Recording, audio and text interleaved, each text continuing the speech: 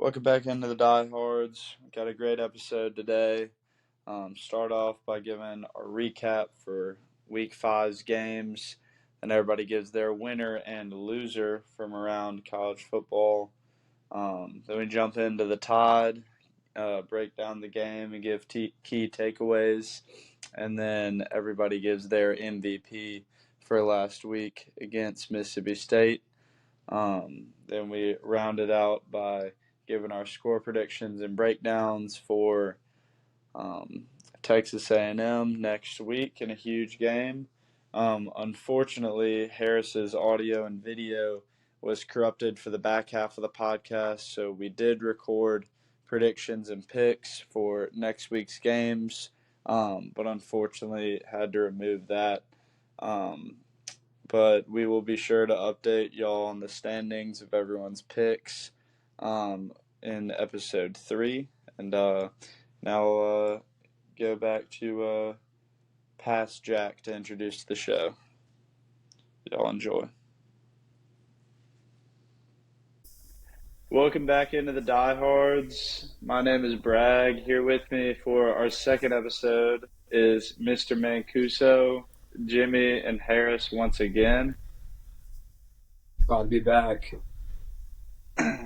We never thought we'd make it this far, but glad to be here. All right, gonna go ahead and dive right into the games per usual. First one on the slate is Georgia at Auburn. Ended up being closer than a lot of people thought. Not sure what we learned from this game, but definitely some good takeaways. What did y'all think about it? Lead us off, Jimmy. I think Brock Bowers is honestly, one of the best tight ends in college football, and he has been for 3 straight years. I mean, he dominated this game. Maybe it's probably the reason that Georgia got this victory, but it was a very close game, a lot closer than a lot of people thought. I know some people on here picked Auburn to cover the spread and everything, but for Hugh Freeze in year one, even though they lost, I still think that's a very positive trend that they're going in the right direction, and they're going to be a tough team to handle in the future. But it's a good win for Georgia, but they got a tough test coming in this week on Saturday night with Kentucky. What else do y'all think about this game? I thought obviously it had to lead off with Brock Bowers. I mean, that last drive where they scored was kind of ridiculous. Like, that was like you were playing Madden or something, just like force feeding your creative player over and over. I think he had like 3 or 4 catches in that last drive. I mean, it was funny. You wanted to say scored too soon, but against that Auburn offense, I don't think that's really possible. I mean, they put up a good game. They had a good game plan to try and put up a few points to get the job done. But I mean, yeah, at the end of the day, Georgia was the better team. They got the win that they probably deserved. But yeah, I mean, other than Brock Bowers, not a ton of standouts from Georgia. I mean, they don't really look like the dominant team for the past few years. No, it's definitely pitch and catch between Carson Beck and Brock Bowers, and really don't even notice anybody else on the field. But I will say, I was pretty impressed with Auburn's offense this year, and I hate to say it, but watching them play against Georgia this past week was really what I was hoping Alabama would look like. I think Auburn right now leads the SEC in rushing offense and rushing touchdowns. There's a lot of creativity, counters, misdirection, QB runs, read options, and I thought they executed really well against the tough Georgia front, which obviously isn't the same as it's been the past couple years. But I was really impressed. I think Hugh Freeze has got Auburn going in the right direction. Yeah, I mean, once again, Auburn comes to play at home. That stadium's tough to play in for anybody. And I mean, obviously, I'll mention Brock Bowers. What I thought was crazy was 5 of his 8 catches and 136. It was 157 yards came on those last 2 drives for them where they got the field goal and the touchdown. But I mean, Auburn's rushing offense, as you mentioned, Kuso, 219 yards against Georgia. I don't think Georgia's defense looks the same as it has the last couple of years, but at the same time, it shouldn't because of just the amount of talent that they've lost there. And I don't think Carson Beck is quite good enough to win them a championship yet. Yeah. He is sneakily second in the SEC in passing offense. He had a good passing game, but I just don't think he leads it like he needs to for them. one quick thing. McConkey is back for Georgia. I know he wasn't really a big X factor, but that was his first game back this season. So I'm sure he'll get more involved as the year goes on. But also too with Georgia, how they struggled in the run game against Auburn. Kentucky's a very good run offense that got coming in on Saturday. Their running back put up 298 yards against Florida this past Saturday, so it's going to be a tough test for them. So for the LSU and Ole Miss game, I mean, I think this was the craziest game of the weekend. Um, I mean, unreal win for Lane Kiffin, kind of a program statement win for them. What were y'all's big takeaways from that game? I mean, one thing I kind of thought was, I mean, it was obviously an unbelievable game, a game that any football fan would want to watch. I think the offense has shined here and the defense has crumbled. I mean, there was a lot, it seemed like, missed like communications on the defense and just not being in the right spot at the right time. And kind of the whole game, it just kind of felt like whoever got the ball last was going to win that one. But I'm very happy for Lane Kiffin as he's probably the front runner as of now to be Alabama's next head coach. And that was a much needed win for them and their program. I love that. That's been a big topic past 2 weeks of the show. Just who's You got a few replacing options now. Yeah. I love to relate everything back to Alabama too. That was both my biggest takeaways. LSU is running wide open against, or not LSU. Ole Miss is running wide open against LSU the whole game. They averaged 15 yards a catch, and we're throwing it a bunch. I mean, they just were dominating, and then also gave me a lot of confidence in our defense. We held Ole Miss to 56 yards on the ground. And against LSU, they had 317 yards. So, I mean, and even against us, I remember a couple plays where, like, we had them bottled up, and then especially they had one down in the red zone. We had them bottled up, and they escaped Yeah. outside, got like 10 yards. So, I mean, we really were dominant against the run, and I kind of sort of think they were just not a running team, and then they go and put up 317 against LSU. So, it gives me a lot of confidence later in the year, for sure.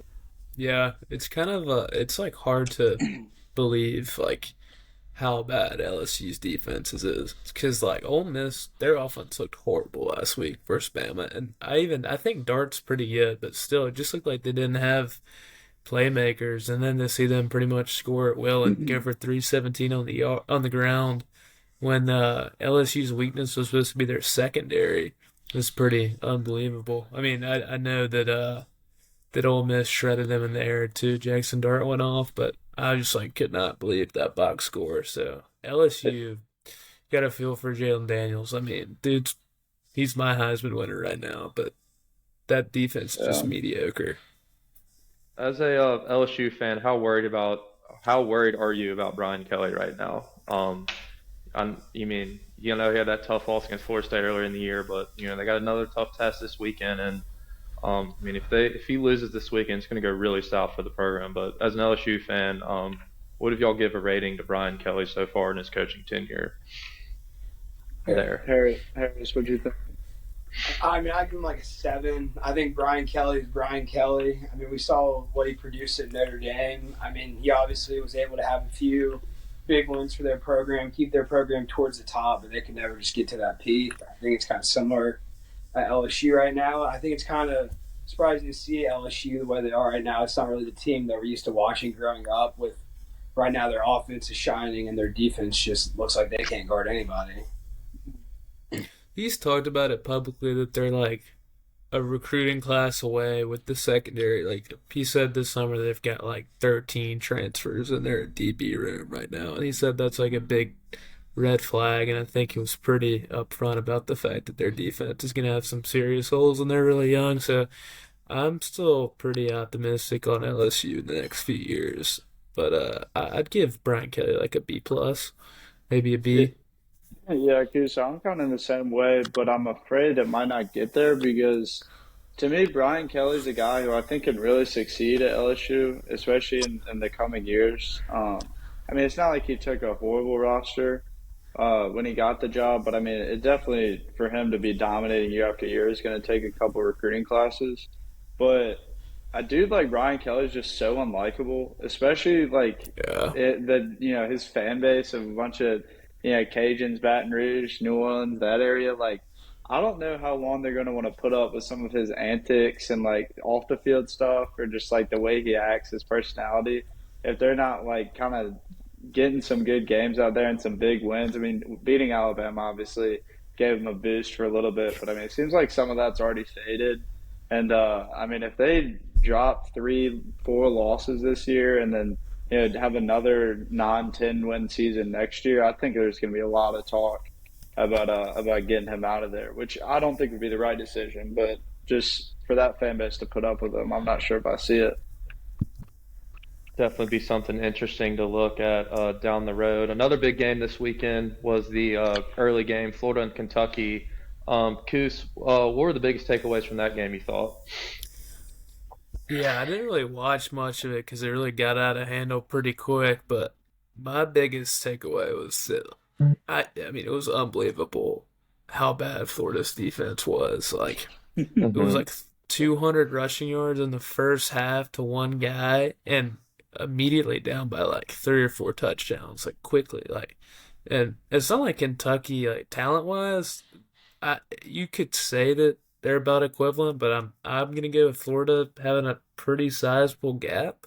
Uh, it's just kind of unexcusable. I can't even remember the last time in an SEC matchup an opponent gave up that many rushing yards that quick, and like that's what Kentucky's going to try to do at home. I don't understand how the game plan isn't better than that. So I don't know. I don't know if Billy Napier's the guy in Gainesville. I wouldn't say I'm too worried about Kentucky, at least as a Bama fan, but I do think they're frisky. Yeah, I mean, as Bragg mentioned about LSU not being able to put up with Brian Kelly, I think even more so, I see Florida struggle to put up with Billy Napier. I just don't think that he's the guy. I think you mentioned that Florida has probably a sizable gap on Kentucky in talent, but I think that Kentucky has the edge in coaching there in that matchup. I think we saw that there. And I mean, Florida's program looks like they might be able to turn a corner after beating Tennessee at home a few weeks ago. Obviously, that didn't fool any of us as we were all in Kentucky last week. But I think Florida just showed absolutely no fight. I mean, they got down 23-0, got their first touchdown late in the first half, and then got down 30-7 to start the second half. Um, I mean, I can't say I was too surprised Kentucky won, but in that fashion kind of shocks me. That's just Yeah, not a Yeah, Florida football team. I think that's yeah. everybody's take. Also, you gotta give it up for Ramon Davis, the Kentucky running back. He had a hell of a game, 298 rushing yards, three touchdowns, and I mean for him against Georgia, like y'all talked about earlier in the podcast, Georgia struggled run defense wise against Auburn, and I feel like Ramon Davis is what he showed against Florida. He's a little bit better than Auburn's running game, so we could see how it turns out on Saturday. But yeah, Mark Stoops has done a terrific job coaching up there in Kentucky. He's owned that rivalry against Florida. So yeah, definitely something interesting to see. Bragg, where do you see Kentucky in the East this year? Do you see them, being towards the top as finishing like second or kind of like middle tier towards season's end? Yeah, so this is one of those games where, I'm kind of looking at it because the game, you could tell it was going to happen pretty early on. And I'm looking at it Hmm. as, is it one of those, is Kentucky good or is Florida bad? And for me, that's just been the question mark all over the SEC East this year. I mean, you have Florida starts off with the awful loss to Utah, and you're like, are they just terrible? And then they come back with an insane win against Tennessee, and you're like, is Tennessee terrible? But then they beat South Carolina. I mean, I feel like nobody has really showed themselves to be this number two contender against Georgia. I think right now you'd have to say Kentucky's number two because they probably have the best win out of all those teams. But I mean, it's really one that you just could be so wide open. I don't think there's a single team in the East that you could say couldn't lose to another team. I mean, I think right now it's pretty wide open, just who shows up. Obviously, Kentucky showed up. I mean, hopefully we beat them down pretty good. That might, hurt their season a little bit, but I think the SEC East is going to be a super fun one to watch down the stretch. Oh yeah, for sure. Especially with Missouri, they're up and coming and they're undefeated. But let's go over to another big SEC West game this past weekend, Arkansas versus A&M. Harris, what were your takeaways? I mean, do you think A&M is going to be a scary opponent for the Tide coming up on Saturday? I honestly didn't get to watch too much of this game as I was locked in on the USC Colorado game. All the points there were just fun to watch. But I will say I did watch some of it, and Arkansas's offense just honestly is not as good as I thought it was going to be. I thought they had a lot of preseason hype behind KJ Jefferson and Rocket Sanders, but I don't know if they necessarily aren't able to live up to it, or is Texas A&M's front seven just that good? I mean, I do believe they have a good front seven, maybe the best in the SEC, as they're yet to give up 150 rushing yards this season. But I'm also worried for Arkansas. I'm not sure if they're going to be going bowling this year. What's their I record mean, right now? 2-3. yeah, 2-3. they had a So where tough they? loss to BYU too earlier this year. I mean, Yeah, Also BYU. I think I that was their just looked second that up. loss. No, they're 2-3 right now. Missouri. Oh, it was LSU. They lost by 3 to Oh LSU yeah, last week. Oh, that's right. 34-31. That's right. That was like 2 weeks ago. So who are their 4 wins they're picking up? I don't know if anybody has a schedule. I mean, I don't know if they're playing in Jordan Hare or not later down the road. Definitely not an I, easy schedule. I mean, I think they Yeah. can Yeah, get one it against stinks Mississippi for State. KJ Jefferson because he's a good quarterback. I mean, I'd take him any day of the week. Yeah, My take on that game when I watched it, like every time I was looking at the screen, it was just constant pressure on KJ. I mean, I know Yeah. A&M has an insane front, but even so, it's like there's always somebody in his face. yeah. Paris, do you have the schedule pulled up? I know everybody's Yeah, tuning they into the got pod for the Arkansas schedule breakdown right now, but let's they get got to it. they got Ole Miss this weekend. Uh, at Toss Alabama up, next weekend. Home versus hell, Mississippi State. At Florida. Dub. Home versus Ooh, Auburn. Home versus FIU, and home versus Missouri to close out the year. dude. if they could pick up one win the rest of the I mean, season, I think at best this team goes 6. And I think they're better than I think if Florida. they're 6-6, that they'd be pretty great with the that's a situation they're in win. right That's a now. win for Yeah, them. for sure. They'll be going to Shreveport. They'll go down to the Independence Bowl. Another game this weekend was the Fox Big Noon game of the week, USC Colorado. A lot of hype as always with Dion playing on prime time against USC and Lincoln Riley's offense, the Foreman Heisman winner. Guys, USC won. Colorado kind of came back late in the game. But what do y'all think about USC? Are they a real threat, to get into the playoff and get into a national championship game? Well, first off, I just want to say super glad that Caleb Williams is still healthy. Got through the whole game. Never want to see injuries in the sport. I had a knot in my stomach the whole game, but fortunately he went out there and balled, and we didn't have to watch, one of the premier players in the nation go down. But yeah, I just wanted to get that out there. I know there's been some rumors. I was wishing an injury on him.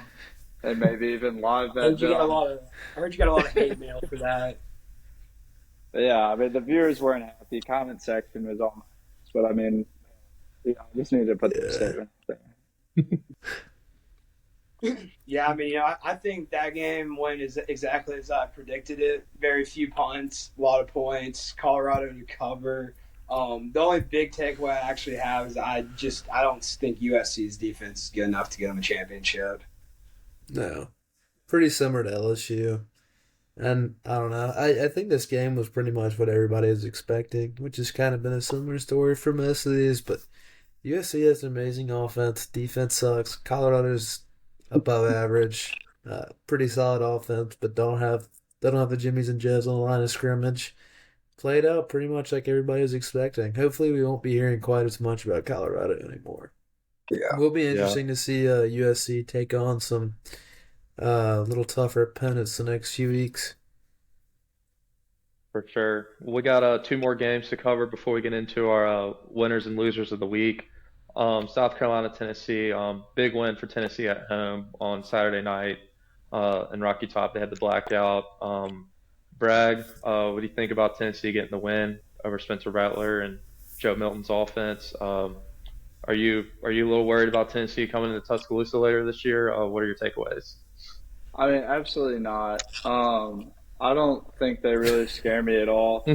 I didn't get to watch this game, as we'll talk about later in the pod. As Mr. Burkett and I made an instinctive decision to go watch the Tide. But I mean, I don't know. Like I said, the SEC East is just a conundrum to me. But in terms of threats to the Crimson Tide, I don't see many of them putting up too much of a challenge outside Georgia. So I mean, I still like our chances in that game, third Saturday, October for sure. Yeah, I don't really know what to think about either of these teams, honestly. I've been a Spencer Rattler hater the past few years, but I will say this season I've turned the tide on him. I think he's a baller, but the rest of the Gamecocks roster is just freaking awful. I mean, offensive line is terrible. Defense has been letting the floodgates open pretty much every game this season. Tennessee, I don't really know what to think about them either. I'm definitely more concerned. I think Tennessee is probably the third biggest game, I think, or third most losable game left on Bama's schedule. I think A&M's number one, LSU two, Tennessee three. I don't really know what to think about Joe Milton. I think that receiver was it Calhoun that they lost No, to Brew the McCoy. gruesome injury. Brew Brew McCoy, McCoy. yeah, losing their biggest receivers, obviously tough, especially when you think about how they torched Bama last year with Jalen Hyatt and the rest of their speedsters. I don't know. I agree. I don't think they have the same firepower they had last year, but still still a solid team. Yeah, I agree. I think that Tennessee's definitely taken a step back this year. I don't think Joe Milton is living up to the hype that everyone put around them. I think his ability to throw 90 yards is cool and all, but you got to be able to throw it accurate as well. Obviously, losing Brew McCoy is hurting them a lot because he's just kind of a safety valve. He's so reliable, just pick up 10, 15 yards when they need it. Gets open, great. Catching traffic receiver, can make big plays. I was honestly more surprised about South Carolina and how Spencer Rattler wasn't able to throw for more yards against this defense that he did. But I mean, his offensive line is just so atrocious. He got sacked 6 times in this game, pressured even more. I mean, they just don't give him much of a chance back there to let his receivers get open. Yeah, something to definitely watch as the Tide will be playing Tennessee later on this year. And finally, the final game before we get into our winners and losers, it was the college game day game of the week. Notre Dame at Duke. Notre Dame won in I mean, it was probably the best game of the weekend, other than the Ole Miss and LSU game. But it was a classic. Sam Hartman final drive goes in and comes out with a clutch victory after losing to Ohio State last week. And but prayers up to Riley Leonard and the Duke quarterback. He's a hell of a player, and you just hate to see him go down like that at the end of the game. Harris, what I know you're in Starkville getting ready for the game, but any thoughts on Notre Dame? What do you think their playoff chances are as the season progresses? Yeah, it's actually kind of funny because as the game was winding down in the Duke game, we were going into halftime. So I whipped out YouTube TV on my phone and was able to watch the last touchdown that Notre Dame scored to win the game, I guess. And so it was a hell of a game, though. I mean, defense really shined in this game, which was good to see after some really big offensive days. I think Notre Dame's offense looks average at best against a good defense. I mean, Sam Hartman was like 50% completion percentage. But they do have a good defense, that's for sure. And it really does suck for Duke about Riley Leonard because this was probably their best start to a season and who knows how long. And I mean, he was such a big player for them. You hope he's not out for too long so they can continue to have a good season. Yeah, I felt like Notre Dame was kind of owed this one after losing to Ohio State on that last play. They definitely should have won that game. Um, I kind of feel like Sam Hartman. Sam Hartman was so good last year. Statistically, he hasn't been that great this year. He reminds me of Russell Wilson when he came to Wisconsin. Russell Wilson kind of put Wisconsin over the top that senior year, and they like made it to a Rose Bowl or something. I think Sam Hartman's going to do that for Notre Dame, and they're going to have their best season in a long time. I don't really think they're a playoff team, but I think they'll make it to a great bowl game and maybe have one or two losses this season. Um, both likable teams. Sucks that one of them had to lose, and really sucks that that Duke's quarterback had to go down. Yeah. Um. All right. Well, that was a good recap of another good week in college football. Uh, let's move on to our next segment, which is winners and losers from around the country. Jimmy, you want to go ahead and kick us off? Who's your winner for this week? Yeah, so my winner, I mentioned him earlier in the podcast, but it's Kentucky's running back, Ramon Davis. Just went off against Florida's defense. Florida couldn't stop him. He had 288 yards rushing, like I said earlier, almost average 11 yards a carry. He had a really big win this week. All right. My biggest loser of the week, though, however, was UCF. The Gus Malzahn. His team gave up 25 points to Baylor in the fourth quarter and ended up losing that game. And also, too, me and Bragg were sitting at my place watching it. And we were saying like the atmosphere really wasn't that crazy, and especially for UCF, being in a Power Five conference in the Big 12. I thought the crowd could be a little bit better, but they're my biggest loser. Koos, what were your takeaways from the weekend? Biggest winner and biggest loser? Yeah, I think I took the clear cut favorite here with Brock Bowers. Really, the game of the week. He went 8 receptions for 157 yards and a touchdown, and really everybody in Jordan Hare knew exactly where the ball was going, especially in the fourth quarter. Dude's the best player in the country. It might have been for the past 2 years. I'm so ready for him to head to the NFL, and I'd never see him in a Georgia uniform ever again.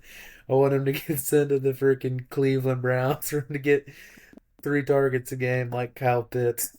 Um, but yeah, no, I think he's like a descendant of Hercules or something. Like he's like one of the most unbelievable football players I've ever seen in college. I love him. I hate that he's on Georgia, but yeah, he's my biggest winner of the week, and deservedly so. Biggest loser, we already touched on it. Florida Gators, like that's one of the most pathetic losses I've seen in a while. Like, how do you give up what like 350 rushing yards for the game, like in 250 in one half or something?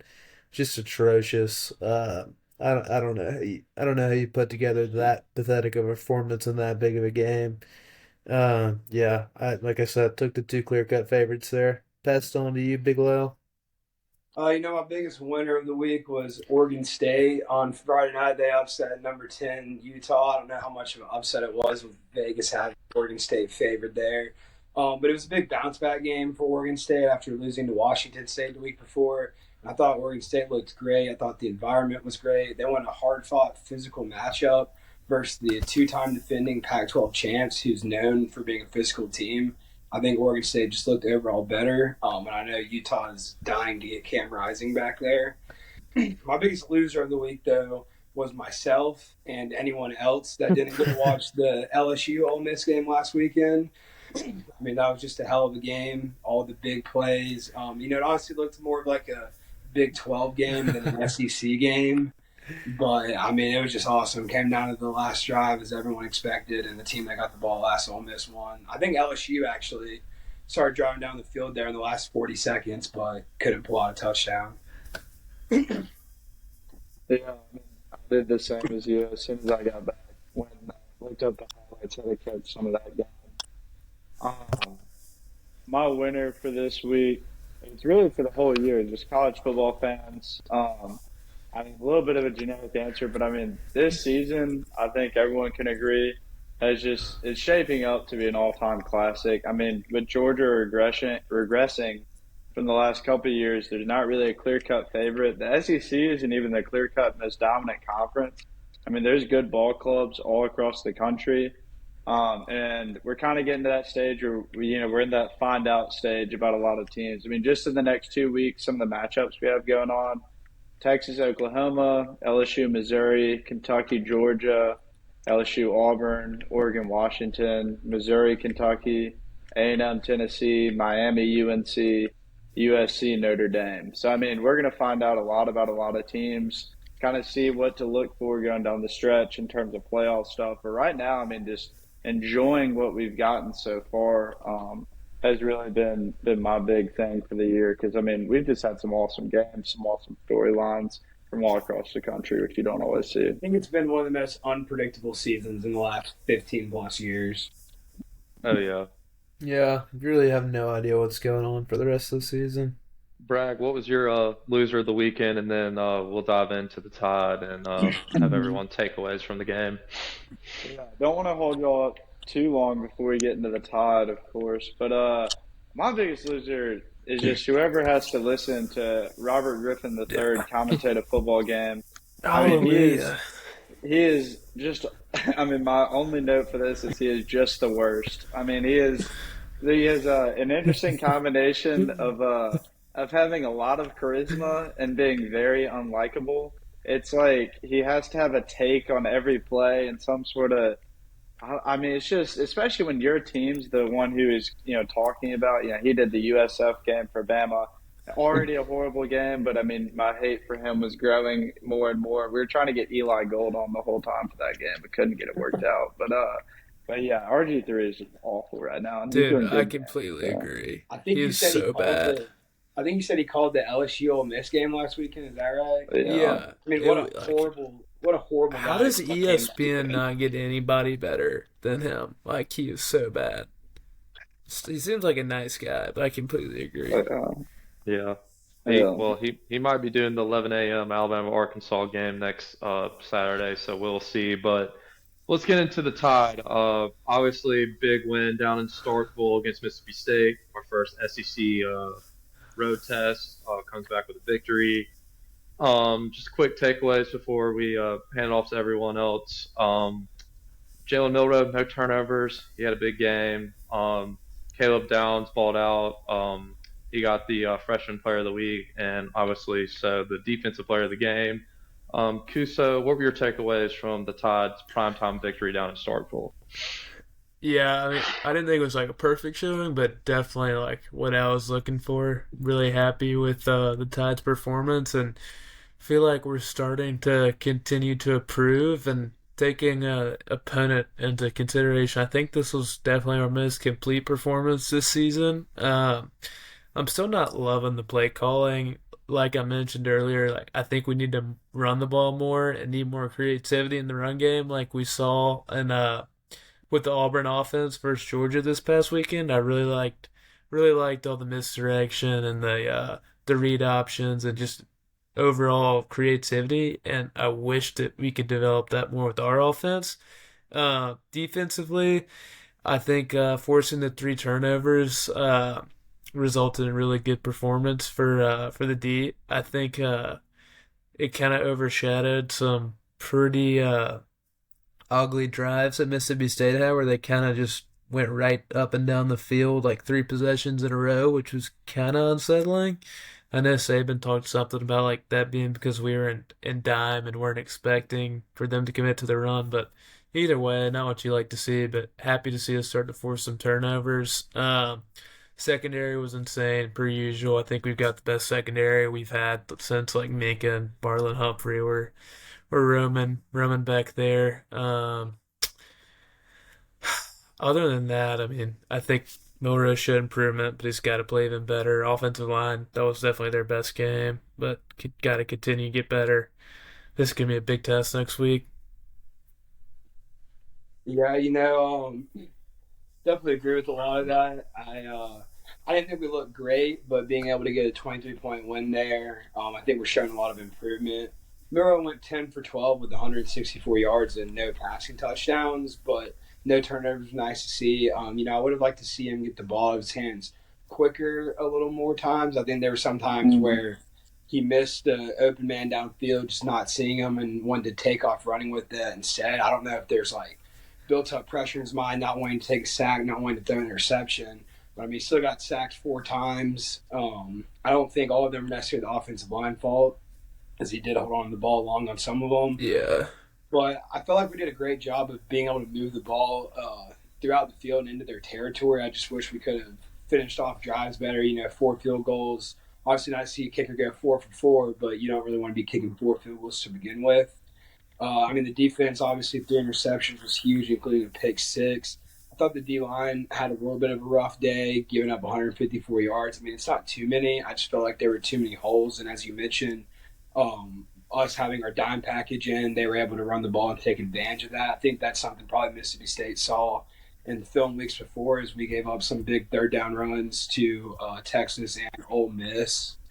And then I noticed they had a few on us as well. So I don't know how well that dime package has been doing for us. I know there's one where we take a defensive lineman out of the game to put another outside linebacker edge rusher in, and that's kind of been costly for us. I don't really think we've gotten many sacks there, and it seems to just hurt us more than help us. But fortunately, we were able to not give up any big plays, which is always key. You know, you got to make them drive the field, and obviously that's where you can get turnovers. You can't give up the big ones, but I thought it was good. Bragg, what were Yeah, your takeaways? yeah. I mean, I had a similar reaction, obviously, to Harrison Coos. I thought Milrow played a pretty good game. I mean, definitely the most concerning thing is not getting the ball out of his hands. I mean, I think he dropped back 5 times in the first quarter, never threw the ball, ending up with 12 pass attempts when he probably dropped back 30 times in the game was pretty Yeah. insane. Especially there were a few where he has a bad habit of just rolling to his right or to his left even when that's really not the hole to scramble from. And I mean he had a couple where he kind of tucked the ball for like a 3 yard loss going out of bounds where I mean if Yeah. I'm the offensive line I'm sick about that because I mean that counts as a sack. And so I mean you look worse when you really had a great game. And I mean obviously he could throw the ball away, but also something that he did do a couple times, which worked so well, is when the A or B gap was open, he took off there, and that was where some of his best runs were from. I'd love to see a few more quarterback draws utilizing that, those gaps. But I mean, if he can kind of look up and I know he has a mental clock going off, but I mean, if you can run straight forward for yards, you don't have to do much, and you're going to get 4 yards on a quarterback scramble, especially the way he was running the ball, really trying to take it to the house. I love the spin move he broke out, even though it didn't really take him anywhere. But just like trying to be an actual runner rather than a quarterback was great. He also had a few good down the field throws while he was scrambling that I love to see. I thought the second half was very good for him. That was definitely my biggest takeaway. Just watching the quarterback in an environment like that, to see what he can do. I mean, obviously he's, our team, we have some other, factors, but in terms of us winning a national championship, we're going to need him to play very well down the stretch. And I thought, like y'all were saying, it's good improvement, but yeah.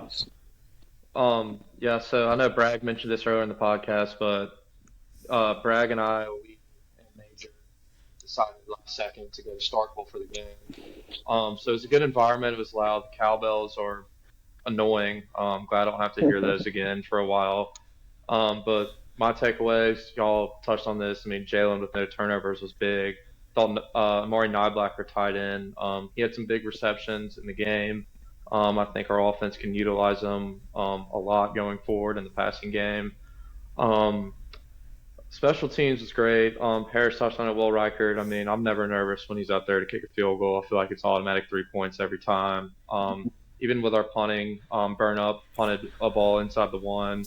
And also, too, I think another big takeaway was we started better than past games in the first half. Like at halftime at the game, I was in Starkville. I wasn't nervous about losing the game. The only other game where I felt like that this year was Middle Tennessee State. Like USF, we were still tied at half. Texas, obviously, and Ole Miss, we started slow. But it was a very good start to the game. And also, too, I loved just, the interviews and stuff post-game and just hearing, Saban talk about Miss Terry, like saying, oh, I got to get on the players more, or I got to watch them back at home. I can see more of what's going on the TV screen and everything. But it was a good win, good first road win in the SEC. We got our biggest test of the year on the road coming up this year, or coming up this week with A&M. But let's get into the Yeah, MVPs. Or Jimmy, you want to say something real quick, Bragg? just before we, kind of move on, I kind of want to look back at some of the things we said from last week on our prediction. I thought the boys did very well on what we were talking about. One big key was we wanted 2 touchdowns from the offense in the first half. I mean, Yeah. putting up 31 in the first half, I feel like that's all we can really ask for. Yeah, Also, gotta give a shout out to Kuso, just sniping the defensive touchdown we were one due. weekend. We were due. First I thought quarter about that too. immediately when that happened. I was like, I bet Coos is going crazy right now. What a prediction, though. That looked like the 2016 defense. Mhm. Yeah.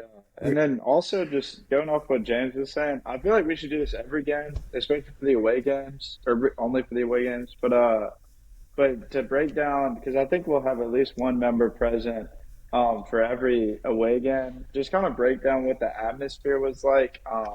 Harris, Jimmy, and I were all at the game Saturday. Jimmy got into it a little bit, but the cowbells were crazy.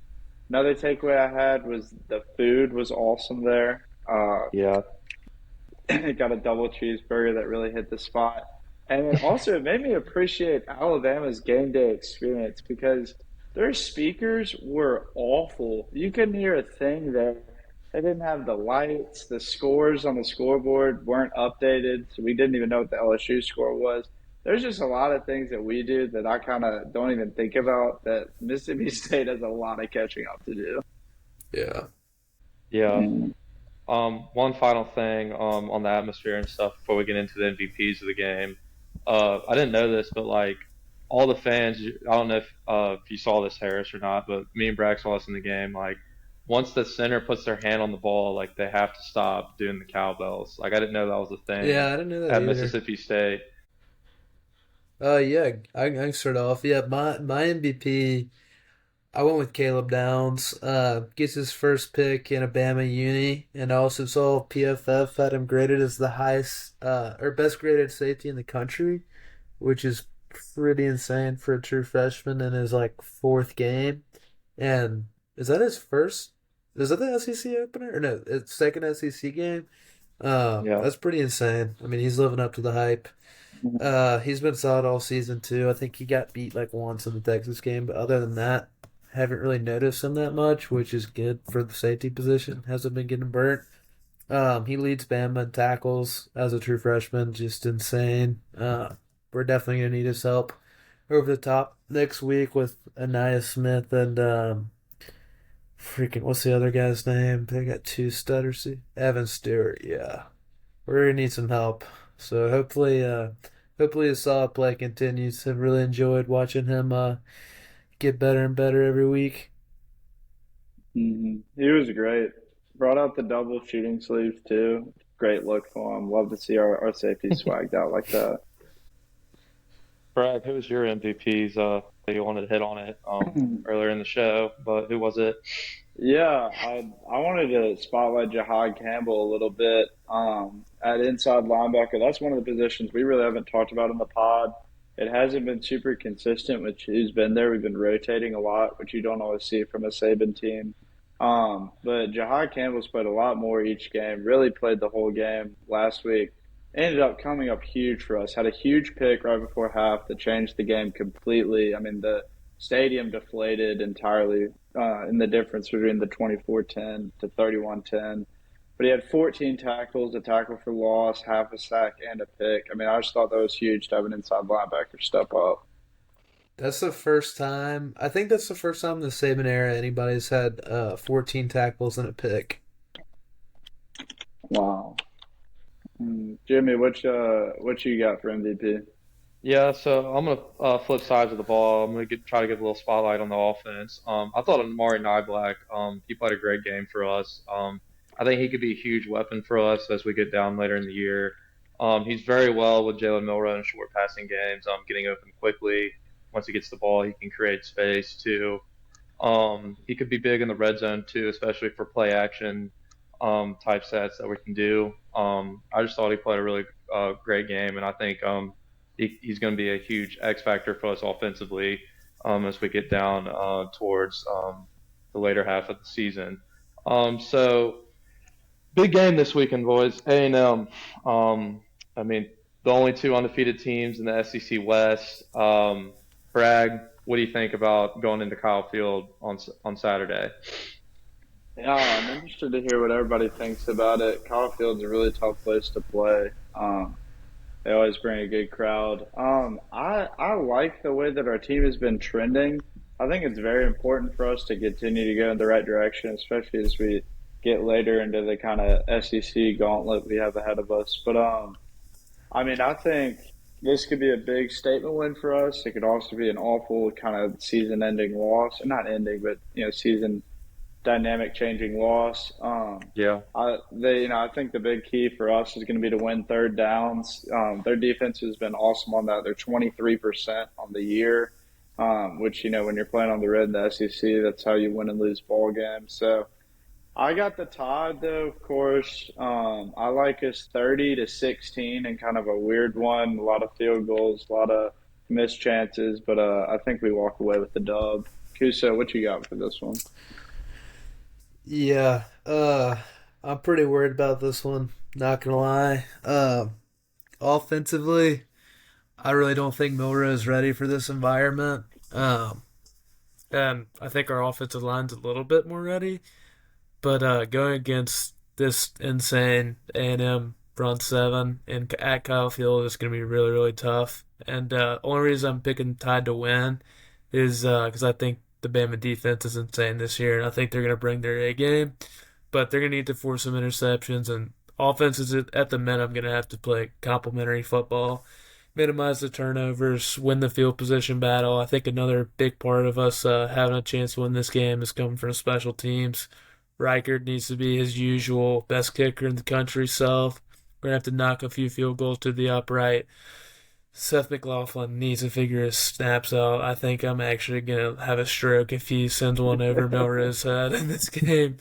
Um, God, I hope he's figured that out. Yeah, I think just winning the turnover battle on this one's going to be huge. I'm really interested to see RDB's first Texas A&M's receivers, and then I'm worried about our line versus Aggies D line. I mean, they've got some dogs up front. It's gonna be tough. I hope they're ready.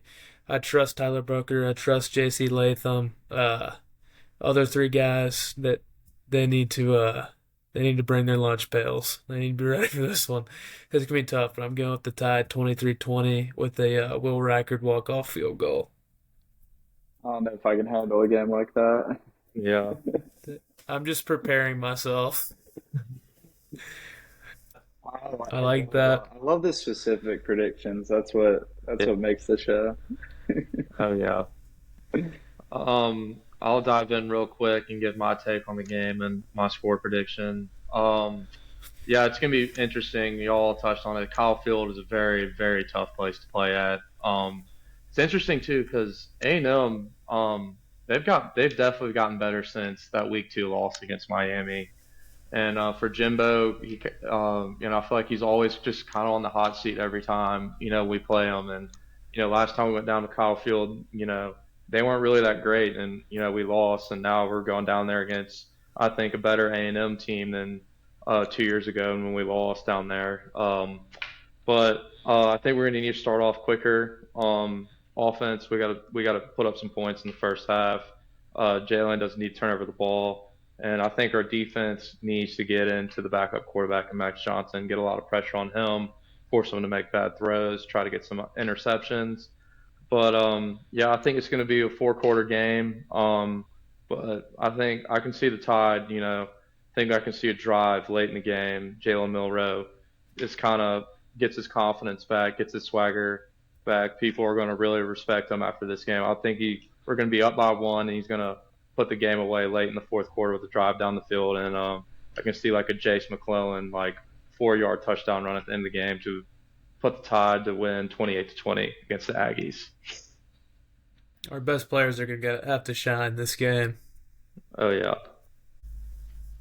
I'll say one thing. I can't believe how fast the season's gone by. We're already on our 6th game, which is our halfway point of the season. So I think to anyone listening, soak it up. You only got a few months out of the year to watch college football. So when Saturdays come, you better be tuned in watching games from 11 a.m. to 11 p.m. So I think that's a great way to close us off.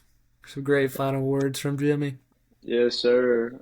We'll see y'all next week. Hopefully after a Tide dub and roll down Tide. Roll Roll Tide. Tide.